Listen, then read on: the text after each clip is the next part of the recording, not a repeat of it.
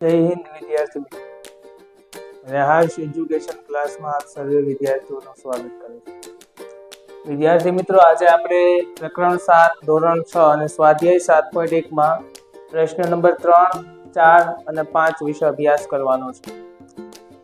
વિદ્યાર્થી મિત્રો, પ્લેલિસ્ટમાં જઈ અને ધોરણ 6, 7, 8, 9 ના ગણિતના વિડીયો તમે જોઈ શકો છો। સૌપ્રથમ અહીંયા કીધું છે આપણને કે જો કોઈ ભૂલ હોય તો ઓળખો। હવે અહીંયા આપણે ભૂલ ઓળખવાની છે, પણ વિદ્યાર્થી મિત્રો અહીંયા સામાન્ય રીતે શું કહે છે કે ભાઈ અહીંયા 1/2 છે એટલે કુલ 2 ભાગ છે ને એકમાં રંગ પૂરેલો છે એટલે વિદ્યાર્થી મિત્રો એવું સમજશે કે આ સાચું છે, પણ હકીકતમાં સાચું નથી। એનું મુખ્ય કારણ એક જ છે કે અહીંયા તમે જોઈ શકો કે અહીંયા એક ત્રિકોણ આપ્યું અને એ ત્રિકોણના 2 ભાગ કરેલા છે, પણ શું આ 2 ભાગ સરખા છે? એ અપૂર્ણાંક સરખા છે તો કે નહીં?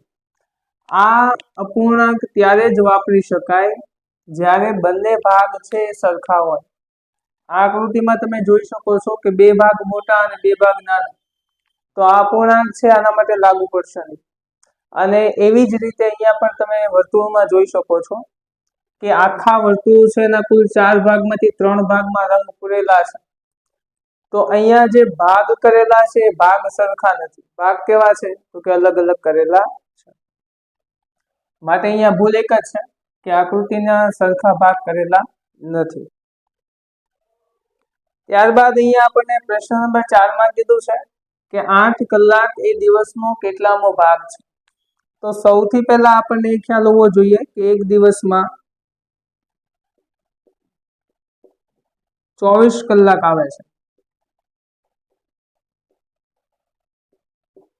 એક દિવસમાં 24 કલાક છે, તો આપણે એ 8 કલાક છે એ દિવસનો કેટલામો ભાગ છે એના વિશે વાત કરવાની છે।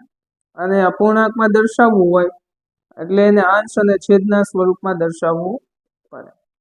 તો અંશમાં આપણે શું લખશું? તો કે જે કલાક આપણે દર્શાવવાની છે, કેટલી કલાક દર્શાવવાની છે? 8 કલાક। અને છેદમાં આપણે દિવસનું કીધું છે એટલે દિવસમાં કુલ 24 કલાક છે એટલે છેદમાં 24 કલાક। તો અહીંયા 8 કલાક અને છેદમાં 24 કલાક। જો આ રીતે ભાગ પાડવા હોય તો આ રીતે પાડી શકાય, 8 એકા 8 અને 8 તેરી 24 એટલે 8 8 ઉડી જાય, એટલે 1/3 ભાગ એક દિવસ છે એનો 1/3 ભાગ જો તમે દર્શાવો તો તમે 8 કલાક દર્શાવી શકો છો। 40 મિનિટ એ કલાકનો કેટલામો ભાગ છે? તો 1 કલાકમાં 60 મિનિટ આવે છે, કલાકનો ભાગ દર્શાવવાનો છે। જો અહીંયા 2 કલાક કીધું હોત તો આપણે 120 મિનિટ લે, પણ અહીંયા કલાક કીધું છે એટલે આપણે 60 મિનિટ લીધી છે। તો અહીંયા પણ આપણે અંશ અને છેદના સ્વરૂપમાં દર્શાવશું। તો અંશની અંદર આપણે કેટલી દર્શાવવાની છે?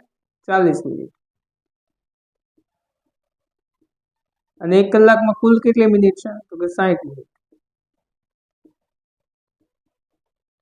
એટલે 40/60 મીંડું મીંડું ઉડી ગયું, 2 દુ 4 અને 2 તેરી 6, 2 2 ઉડી ગયા, એટલે 2/3 ભાગ।